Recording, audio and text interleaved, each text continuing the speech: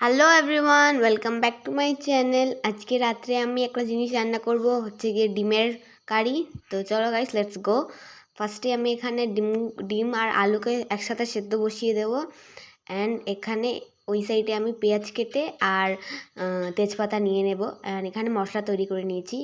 আর দেখো ডিমগুলো সেদ্ধ হয়ে গেছে। তারপর খোসা ছাড়িয়ে এখানে নুন হলুদ দিয়ে আর একটুখানি ডিমটা চিড়ে নেব যাতে মশলাগুলো ঢুকে যায়। তারপর ডিমগুলোকে একটু হালকা করে ভেজে নেব এগুলো। আর এটা কিন্তু আমার first voice over video guys. তো চলো, তারপর এখানে তেলের মধ্যে পেঁয়াজ আর তেজপাতা ছিঁড়ে দিলাম। তারপর গুলে রাখা মশলাগুলোও দিয়ে দেবো এখানে। তারপর এটাকে ভালো করে নাড়িয়ে চাড়িয়ে মানে একটু কষিয়ে নেবো। তারপর নুন দিয়ে দেবো, স্বাদ মতো নুন। তারপর সেদ্ধ করা আলু দিয়ে ভালো করে আর একটু কষিয়ে নেব। তারপর জল দিয়ে দেবো, মানে জলটা একটু বেশি করে দিলাম। তারপর এখানে ডিমগুলো ছেড়ে ভালো করে নিলাম। তো আজকের ভিডিও কেমন লাগলো